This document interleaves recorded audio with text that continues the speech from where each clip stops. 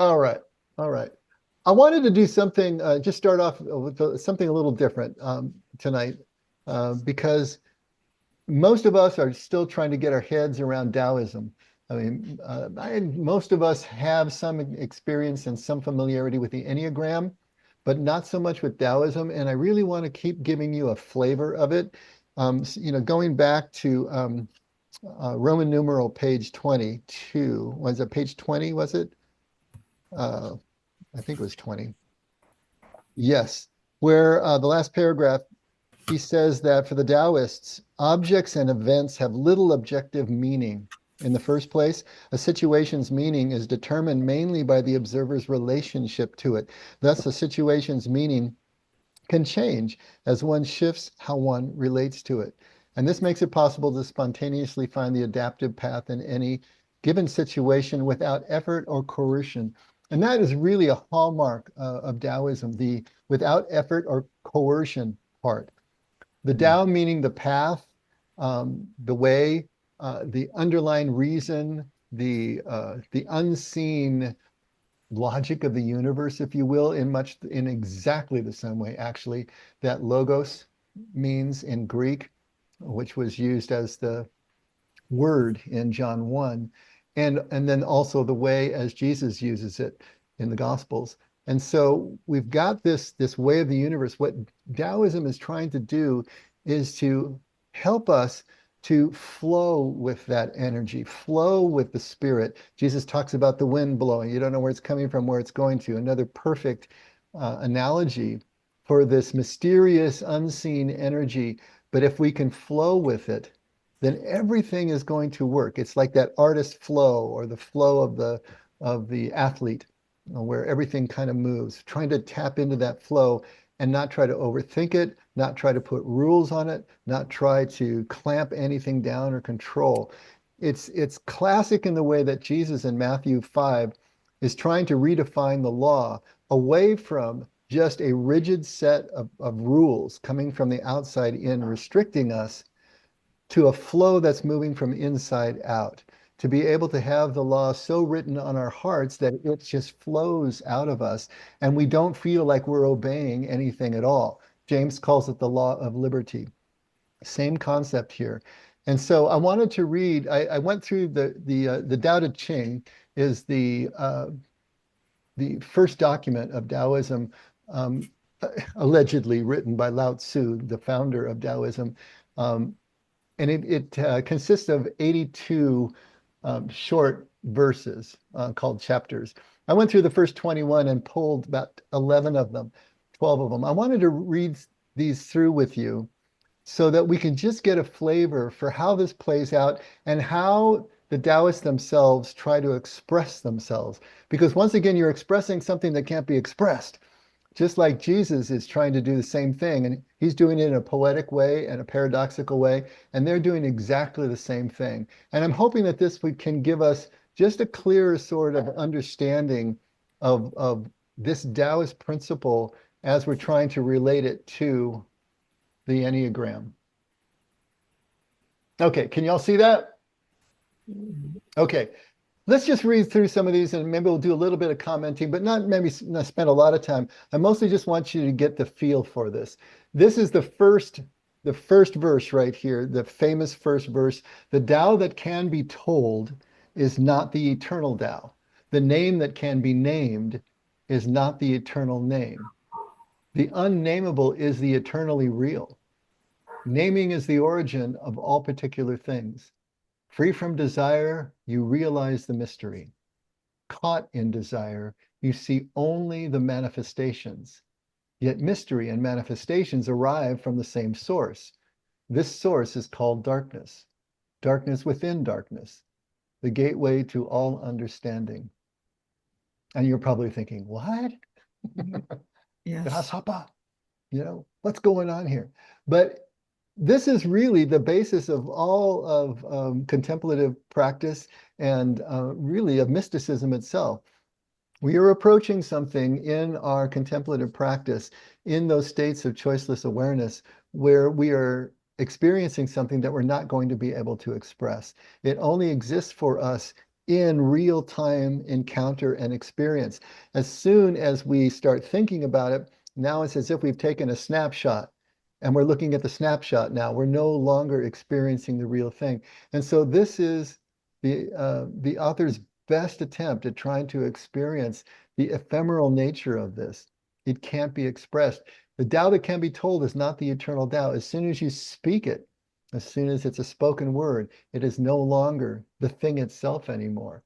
The name that can be named is not the eternal name. And so here we have this paradoxical way of trying to express. Let's move on to the next one. When people see some things as beautiful, other things become ugly.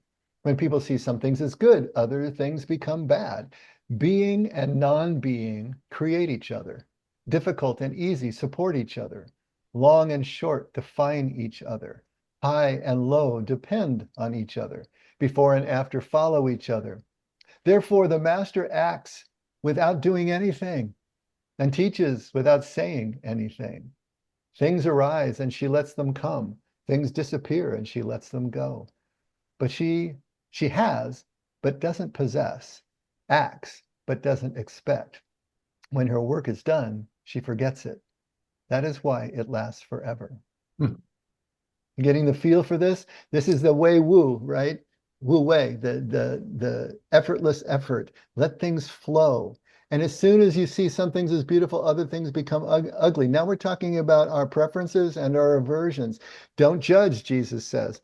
You know, it's the same idea here. As soon as we have standards, then everything falls into categories that are arbitrary and artificial. We can no longer see the oneness of everything. We're seeing everything as we have categorized it. If you overesteem great men, people become powerless.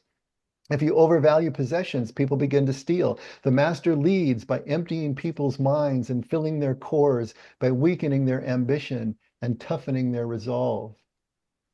He helps people lose everything. They know everything they desire. He helps people lose everything they know, everything they desire, and creates confusion in those who think that they know. Practice not doing, and everything will fall into place.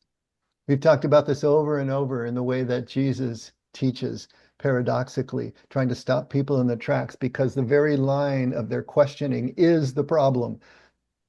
Not the answer that they're trying to seek. It's the questioning itself and the way that they're thinking about the question and the fact that they're looking for certainty. That's the problem. So to create confusion in those who think they know, practice not doing and everything will fall into place. Seek first the kingdom and all else will be added, right? The kingdom is the experience of this pure presence and awareness that we're talking about. The Tao is like a well, used but never used up. It is like the eternal void, filled with infinite possibilities. It is hidden, but always present. I don't know who gave birth to it. It is older than God. The Tao doesn't take sides. It gives birth to both good and evil. The master doesn't take sides. She welcomes both saints and sinners. The Tao is like a bellows. It is empty, yet infinitely capable. The more you use it, the more it produces. The more you talk of it, the less you understand. Hold on to the center. If we try to understand these in a rational way, in a logical way, it's going to just continue to resist us. But if you just let these sayings start to build a picture, facet by facet of what the author's trying to get across, it can do something for you. The Tao is infinite, eternal. Why is it eternal? It was never born, thus it can never die. Why is it infinite? It has no desires for itself. Thus it presents for all beings. The master stays behind. That is why she is ahead. She is detached from all things. That is why she is one with them. Because she has let go of herself, she is perfectly fulfilled.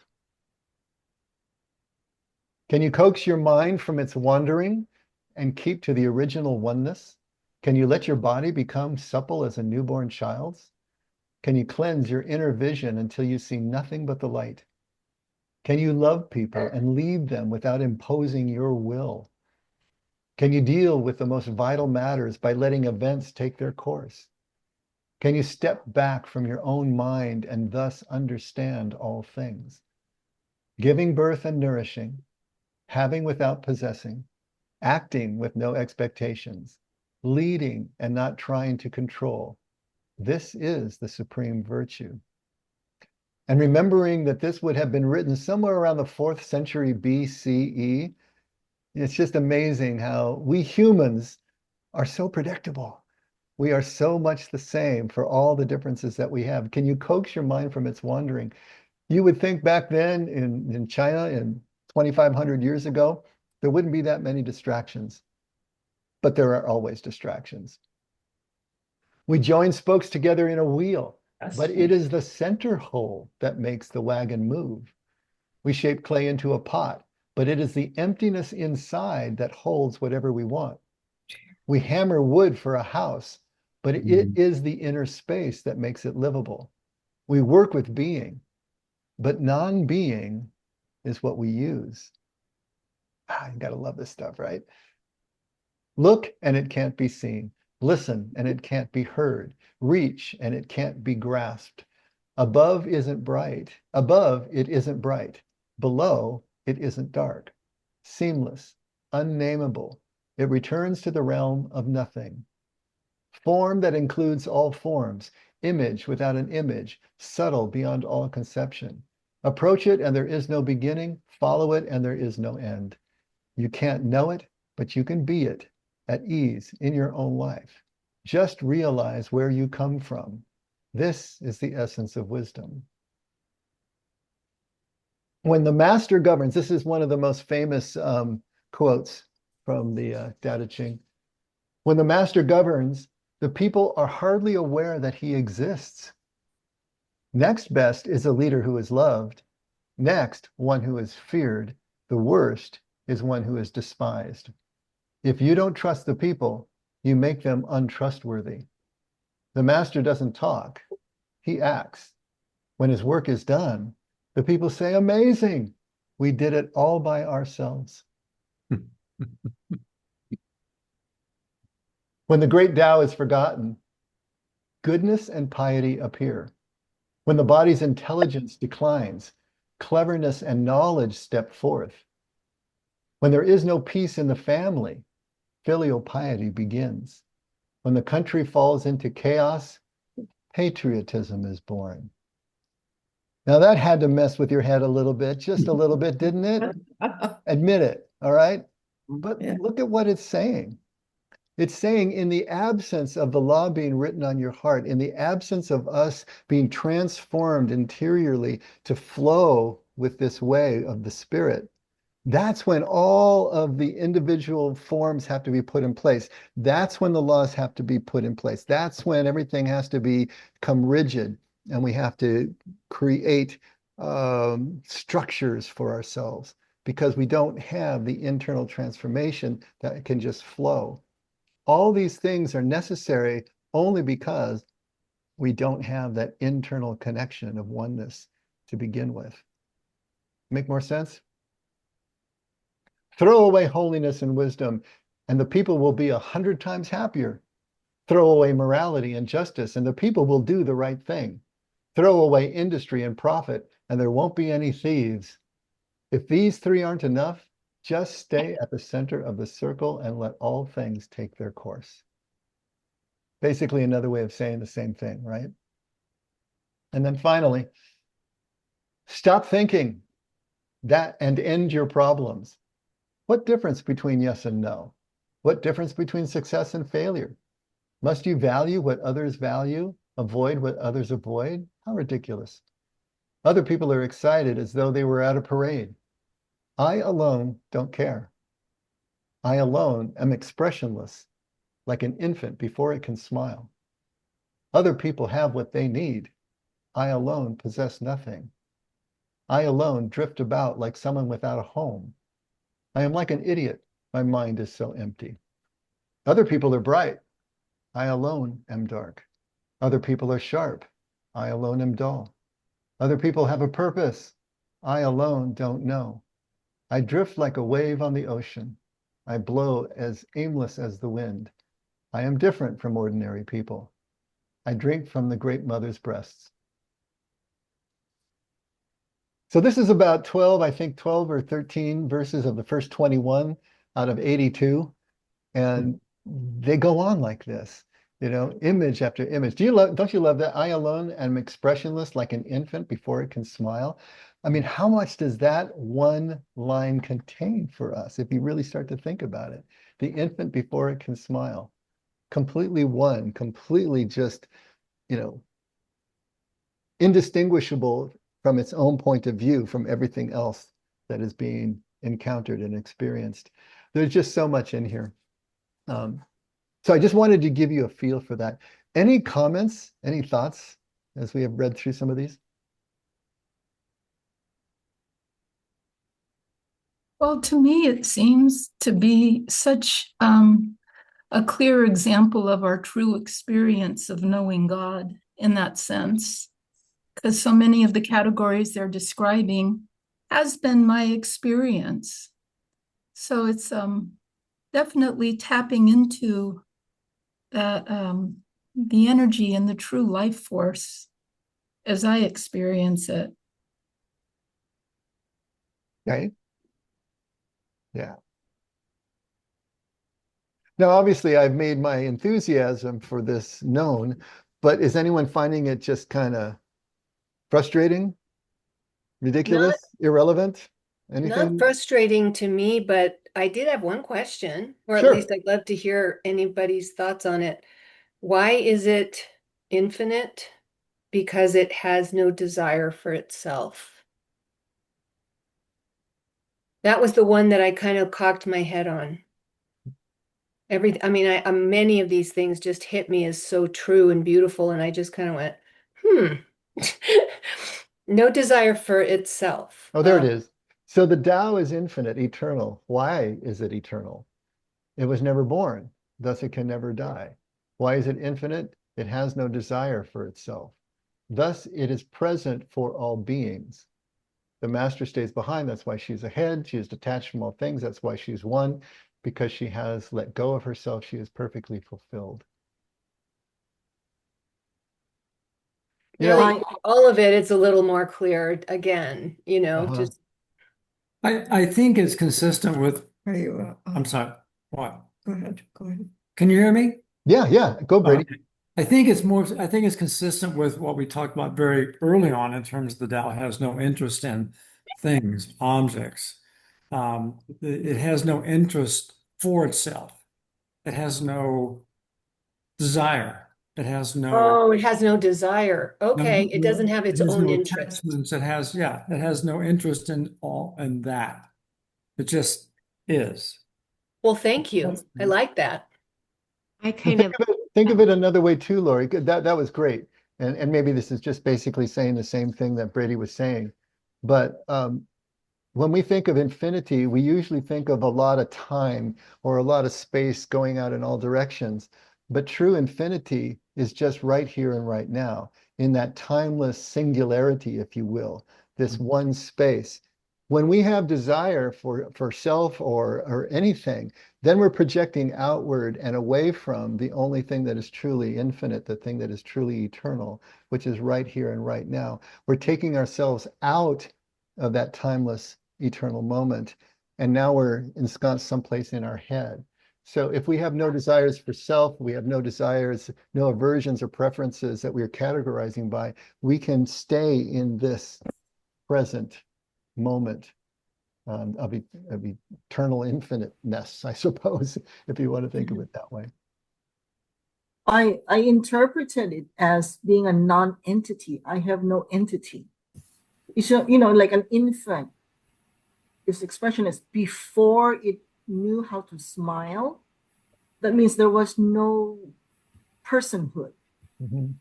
You're just part of the universe. You're just part of the environment. You're not there to smile at somebody. There is no, I don't know. That's how I interpret it. Yeah. Beautiful. Text like this is not going to be able to be definitively interpreted. one way is right and all the other ways are wrong. It doesn't lend itself to that. I mean, you could come back at this over and over again and have multiple, completely, rational and not even rational, but adequate or accurate interpretations, because it's all right now. Taoism doesn't worry about the details of the circumstances, and right now, as soon as something is written down, those are details of circumstances, right? And so again, it's our reaction to it. It's how we interface with it, the relationship we have with it, which is important to Taoism. And it's going to be the same thing with the text itself. And it really should be that way with our own biblical scriptures. That's the relationship that we have with it, should be one and the same, rather than trying to objectify it and then rationally interpret it in a way that exists outside of ourselves and outside of the moment. And so this is the kind of thing that you can just kind of gnaw on like a dog with a bone for a very long time. Dave, yeah, I find a lot of this really beautiful. When you read it, you can just kind of soak it in. I also, one of my initial reactions was, it's such a clash with the Western culture. So blasted opposite of, ambition and be decisive and all of these other things, and name that, and, do all these things. So you can see where this Eastern, philosophy clashes with the Western philosophy. So absolutely. Wow.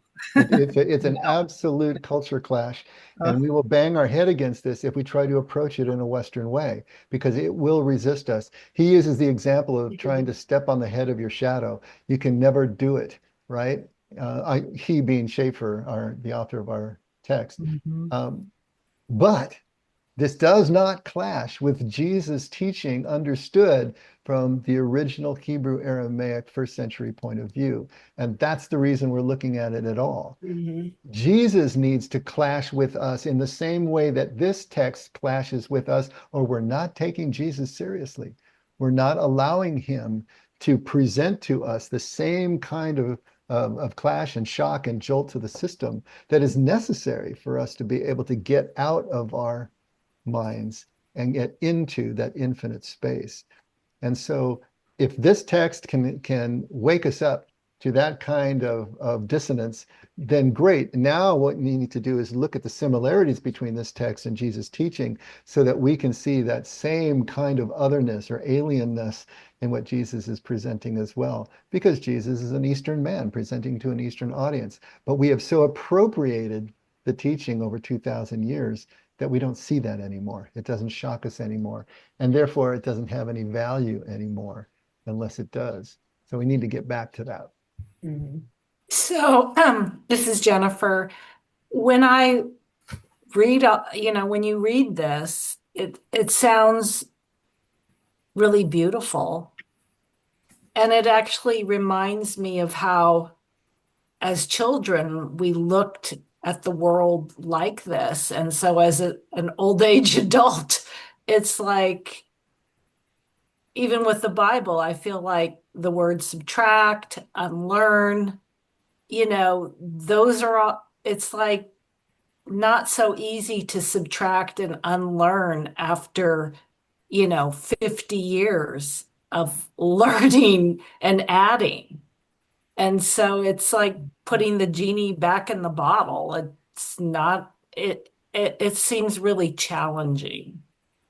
And how do you get there? It's beautiful, but how do you get there when maybe you were there and you've gone on this road and learned all these ways, and you're trying to unlearn and trying to subtract? It doesn't compute that easily, like a linear algebra equation.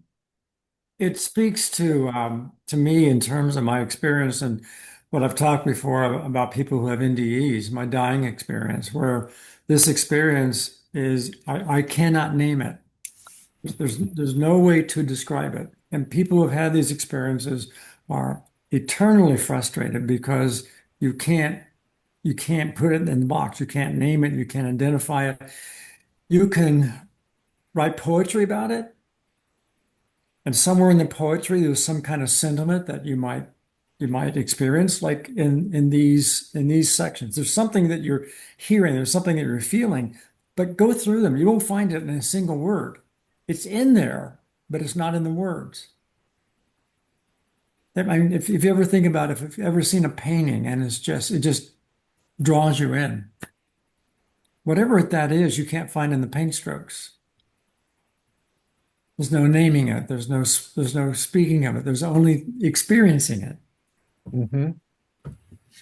And so I think that's one thing I take from these is this drawing you to an experience. And if you have it, you won't be able to describe it, but you'll know if you have it.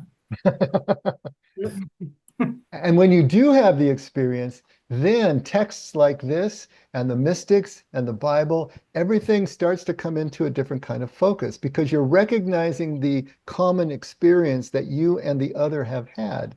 Whereas before you have the experience, man, it's just kind of bouncing off your force field. You know, you're hearing words and they're beautiful, but they don't compute. You have the first initial experiences of contemplative practice and mystical encounter. And then it's like, oh, okay. You know, now I know. You know, it's like the joke. How do you know you're in love? When the songs make sense, right? And so it's like that. The music is going to start to make sense. The songs are going to make sense once you have a common experience to understand what that unnameable thing feels like. What does it feel like to encounter that when your mind is shut off, or at least in the background, and you can just be without thinking about it, without categorizing it, without judging it, without trying to understand, name, or control it. It just takes on a completely different flavor.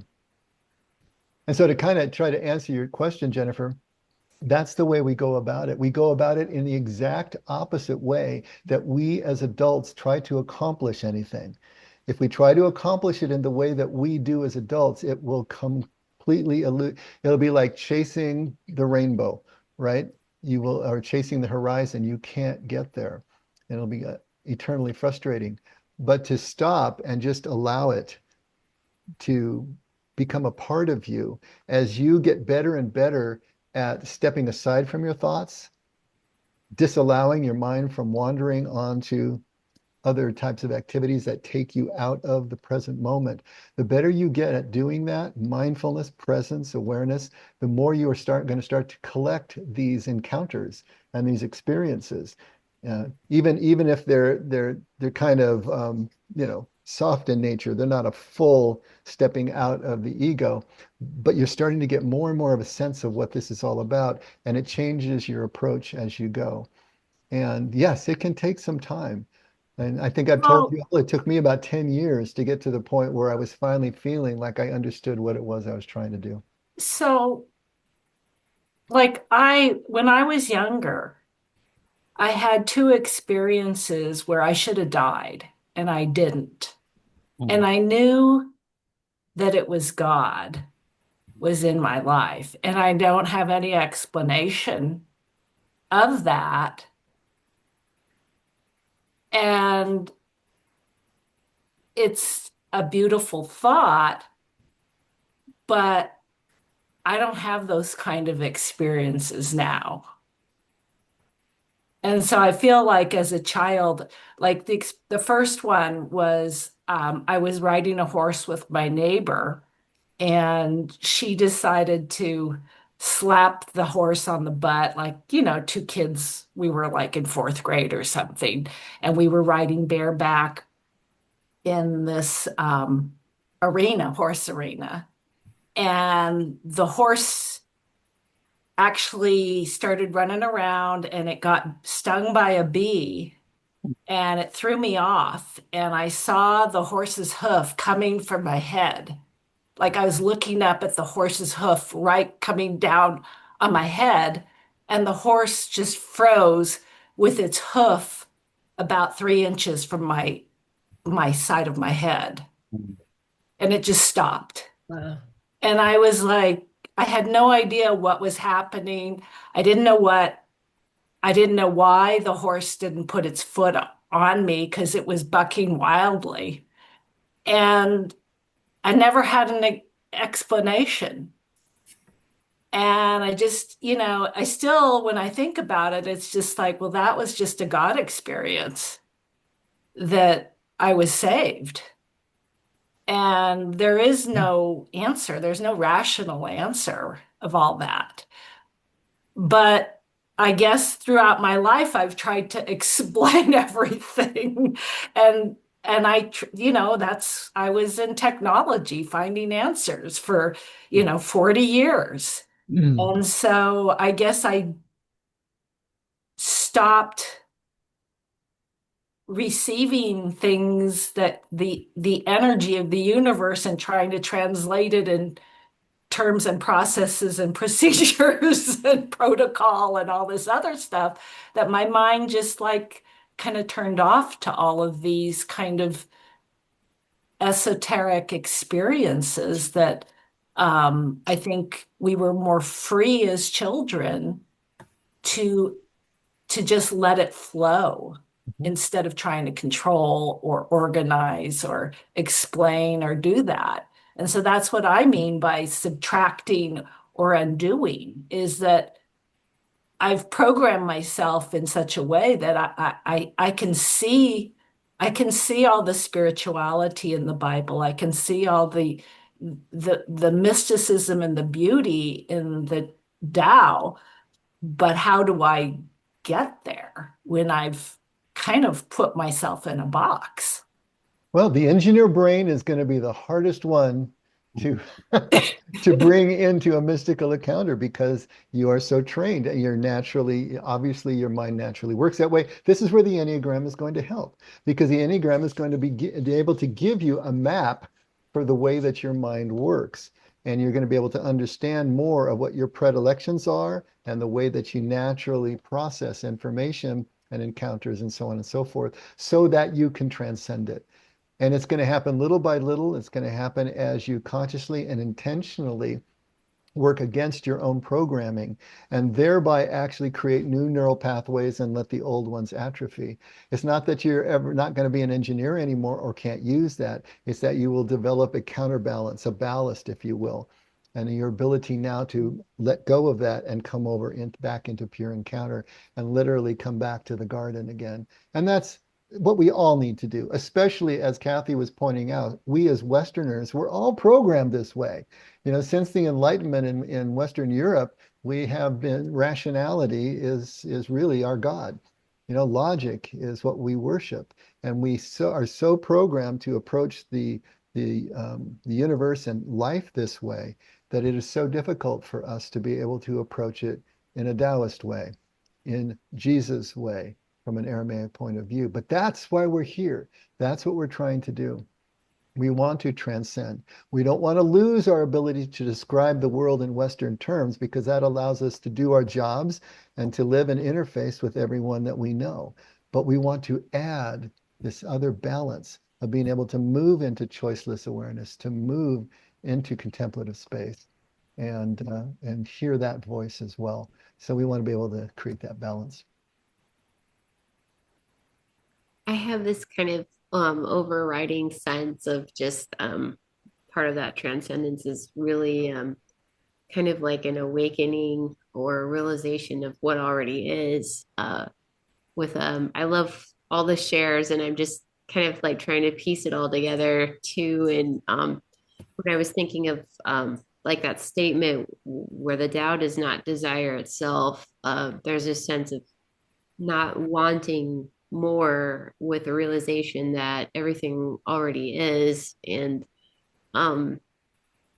just finding that complete contentment in that place. And the harder that we try, the more difficult it's going to be, where that realization is kind of found, like Brady was saying, like kind of in between the lines and the pauses and in the spaces. And that experience is really more of maybe obtained from just kind of less of a forceful movement and more of just a like an allowance of realization of what is already within us. Mm-hmm.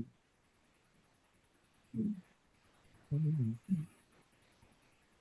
Based on where this conversation has gone, I'm going to read you one more piece.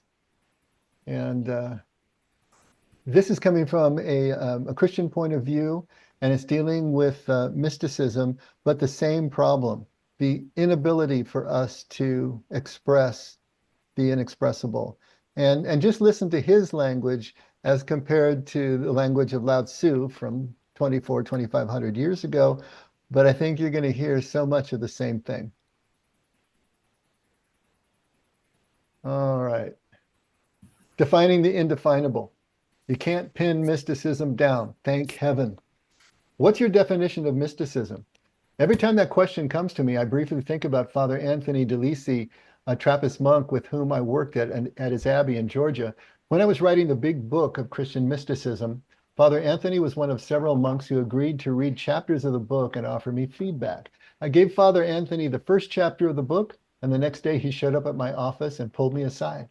I read your chapter, and I kept wondering when you would get around to actually giving a definition of mysticism.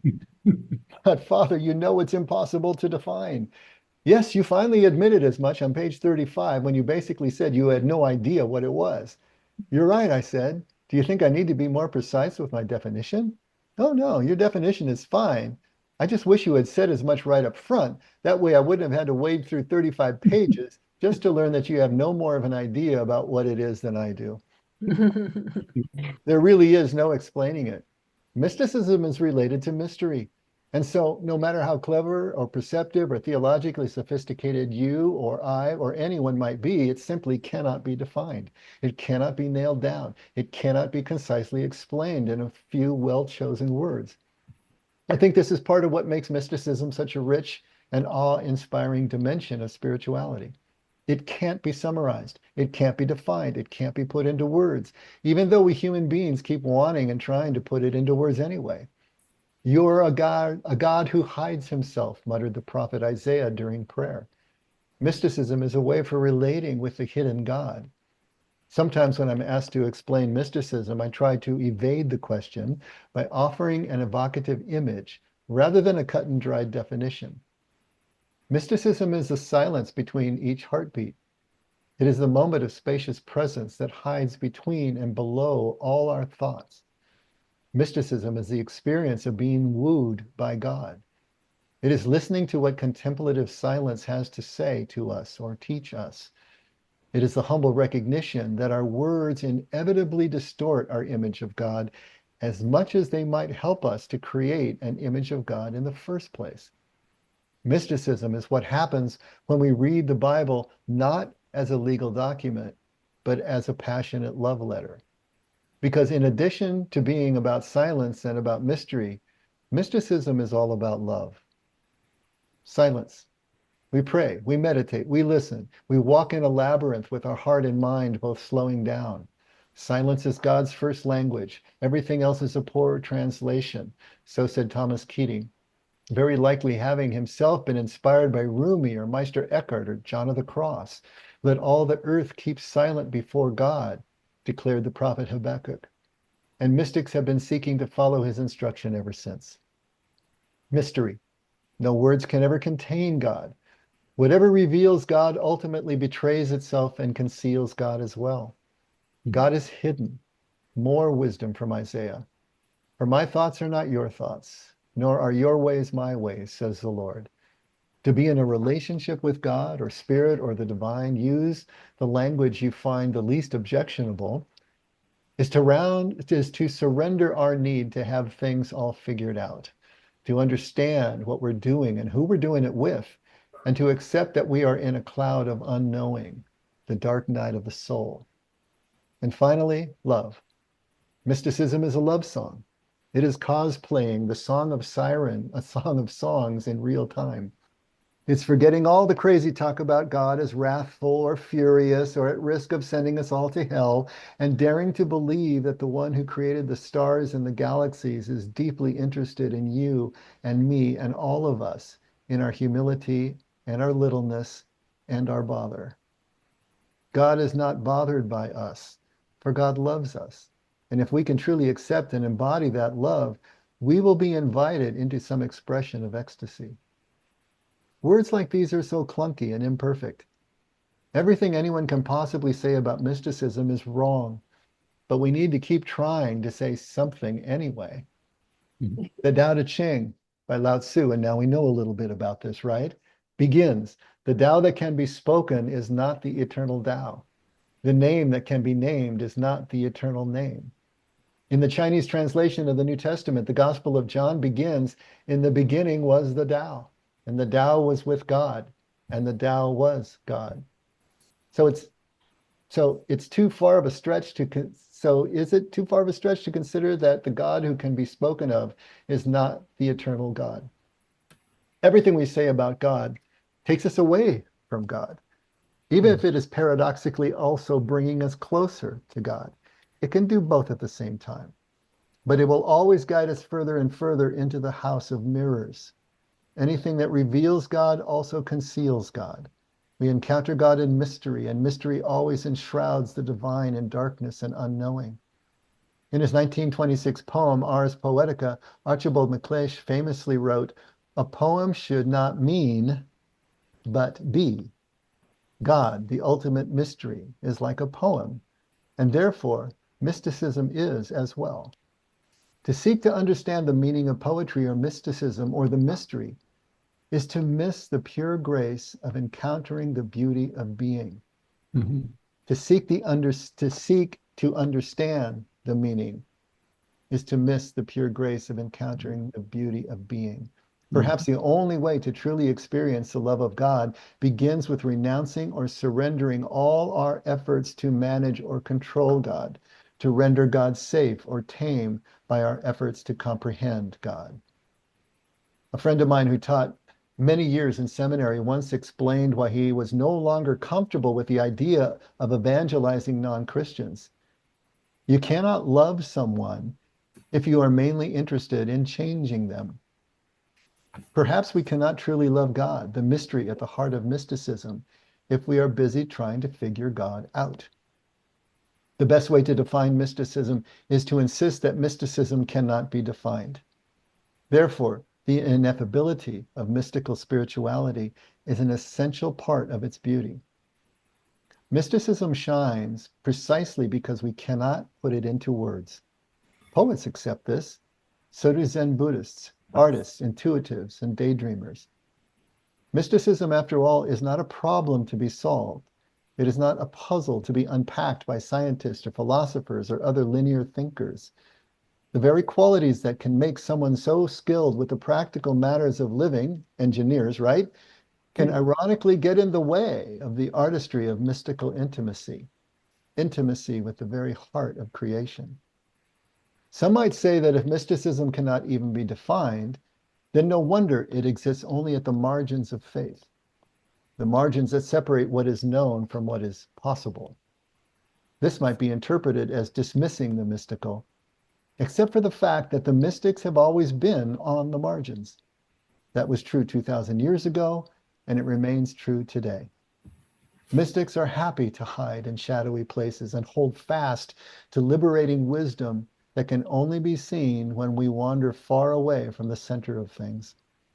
So mysticism is a doorway into rare wisdom. Just don't try to put it into words.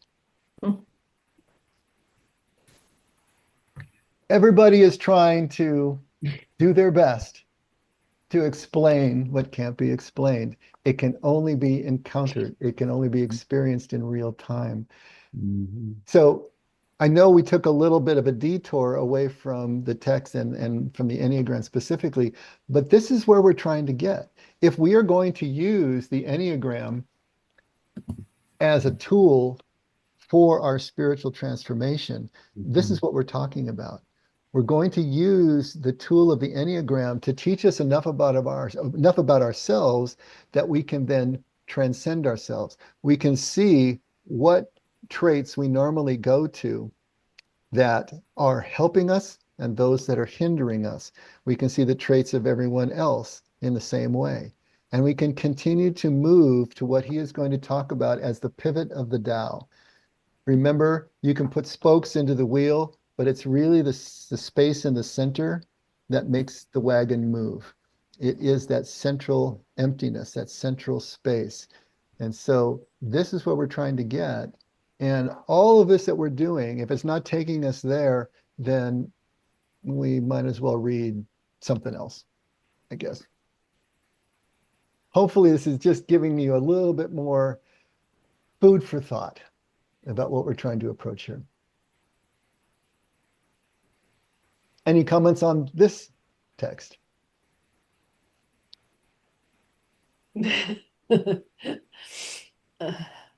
I'd like to read it a few times first. I know, went through it kind of quickly.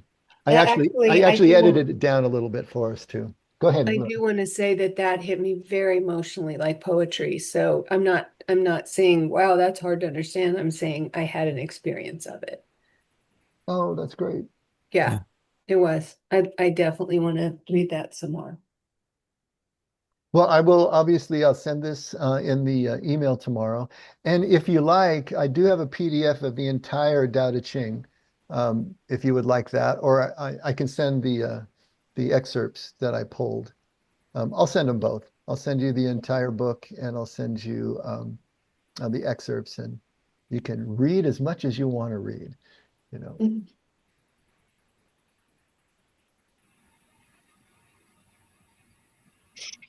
We all been pretty quiet. I know I did a lot of the talking here. What's bubbling up? We're not going to have time to get into the text. The text is actually going to take us in a different direction. We're still talking about personality and the content and the structure and so on and so forth. So I think we'll just dig into that next week, since this went longer than I thought it was going to. But we got a couple minutes left. Any other thoughts? Reactions? I want to, and I think many of us are like analytical, logical, and scientific minded. But I think all of us have, every now and then, that creative side leaks out, that intuitive side. You know, when I'm thinking of something and then suddenly, oh yeah, that was brilliant. I didn't even think of that, but it just came. And I think that's part of what we call intuition, or mystical side. So now the balance is to welcome more of that. But yes, our Western thinking, our education are all predominantly the logic, the analyze, which I think too is creative. Like, to me, math is very creative. It doesn't mean they're all like linear equations, but to come to a solution in the discovery, that to me is creative, and that to me is mystical. I like that.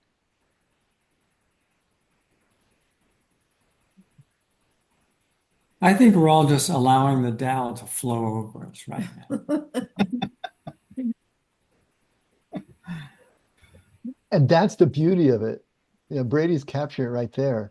You don't read it like the front page of the New York Times, you know, you just let it flow over you. It's not about picking apart every word and trying to understand each line. It's like letting it point you in a general direction. And most importantly, let it start to loosen, pry apart the bricks of the wall of your intellect, of your mind, that is keeping us imprisoned. You know, it'll do that for you. It'll start to pry loose bricks, and then, you know, you can see a there out there that you didn't see before. It can help you start to question things that you just took for granted and took for rote and took for true, for no reason other than it's just been that way your entire life. And this is exactly the way Jesus was teaching. He was doing a number on his followers. They were just spun around every day. We don't get that anymore. So to confront something like the Tao and the Tao Te Ching, and we can do some reading from Chuang Tzu, which I think we should also do, who was a student of Lao Tzu, but like 2 centuries later. But his writing has the same kind of flavor. Actually, on Sunday, we read Autumn Floods from Chuang Tzu, and it's the same, but same kind of flavor. And it's so paradoxical, it's so mind-bending that you're going to want to try to figure it out. But like Carl McComan said, you know, if you're trying to figure it out, you're missing it. And so It's inviting us into a completely different frame of mind and reference. If we're willing to go there, we can begin the transformation.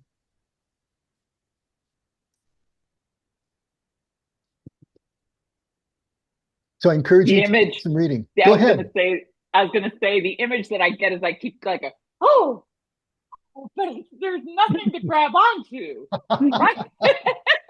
So, and it's just it confirms so much, of my experience, and any attempt that I make to try to define it, I just falls flat.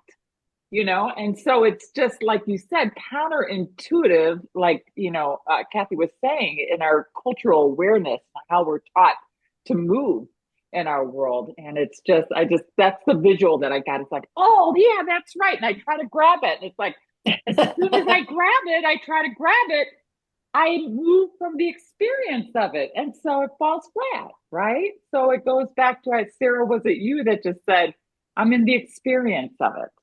Yeah. Instead of trying Right? to grab it grabs you. Yes. Yes. Dave, since last week, I've been kind of reflecting on, we're talking about getting back to where we were at when we were children and more of our true self. And deconstruct.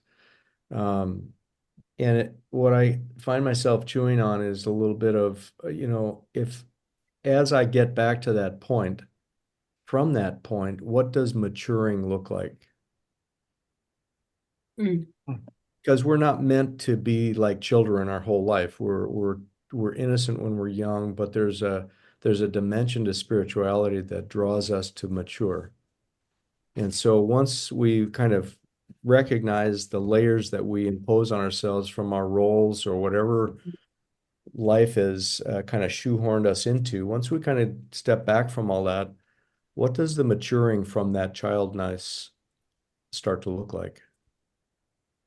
Are you asking that rhetorically, or are you asking that as a discussion point? A little bit of both. I mean, Okay. I'm kind of finding myself, it's like, okay, what happens when let's just say, I'm never going to get there, but let's just say I deconstruct everything and I get back down to that core true self. From that point, what does it look like in God's world of maturing that child through life? I have an image for that, Bill, and I actually I related it 2 Sundays ago or 3 Sundays ago, but it's the opening scene of the movie Gladiator. And if you remember, it starts with a tight shot of Russell Crowe, the general, the Roman general, just as he's about to enter into the final battle of a campaign in Germania. And his face is set in stone. His eyes are squinted. He's looking out over the battlefield. All the preparations are made. He's been in battle after battle. He knows what's coming. He knows about the blood. He knows about the pain. He knows about the destruction. And you can see all of that in his mind. And as he's starting to turn to walk away to begin the campaign, something catches his eye and he looks, and then it cuts to just a little tiny sparrow flitting on the branches of a bush. And then back to him again as his face just breaks into a slow smile, and everything softens as he watches this bird. And then it takes off and he follows it in flight, and then comes back to the battlefield and everything hardens again. And he walks off to begin. I think that's what the maturity to me looks like. Yes, we are adults. We need to mature. We need to be able to do what we do in life, and we have to put off, as Paul says, the things of the child in order to be an adult. But if we can't at every moment see through all those adult details to a bird, to the unspectacular thing that just calls to our inner spirit and that child spirit, and to suddenly be transformed by that and enter into that sacred space again, then we've missed the whole purpose, I think, for being here, and the whole purpose of spirituality. It is that balance. It's that ability to live at two levels at once, to see the oneness and the connection and the beauty and the mystery and the awe of everything, as well as being able to think and discern and categorize and do all the things that we do as a human adult. But we need that balance. I don't know if that helps or not, but I like it. Yeah.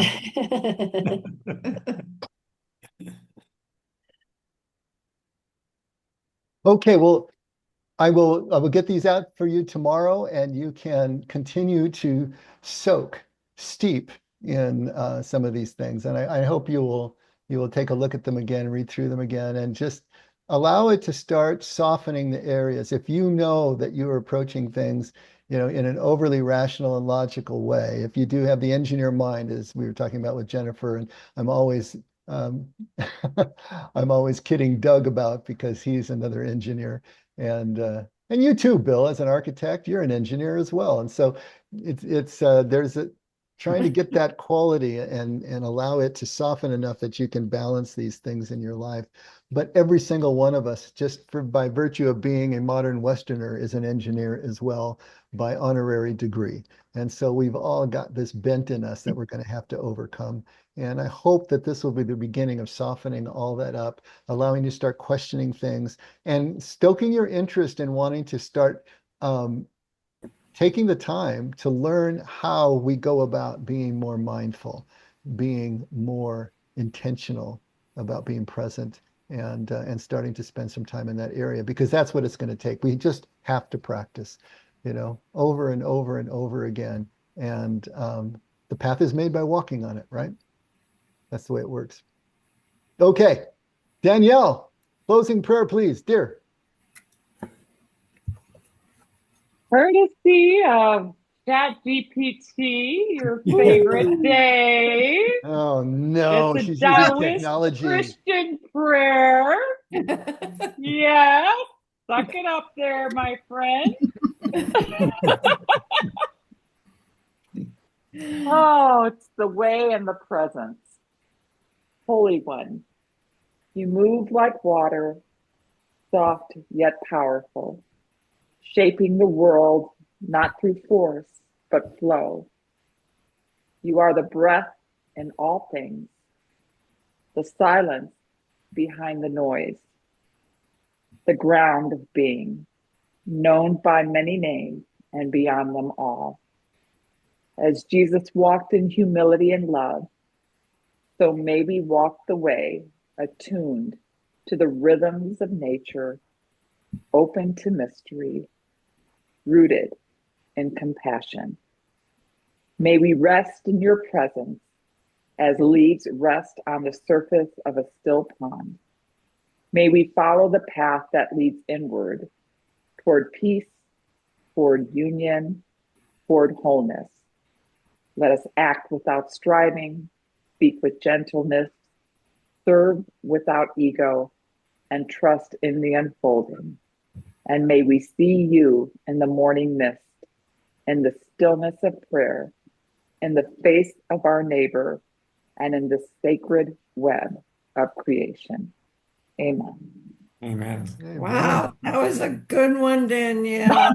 Good kid. Not bad at all. Not bad at all. Beautiful. Okay, everybody. Thank you so much for letting me take this little rabbit trail. Hope it helped. We will see you Sunday and next week, right back here. Good night. Thank you. Bye, Everyone. Bye, everyone. Bye-bye. Bye, Jordana. Bye-bye.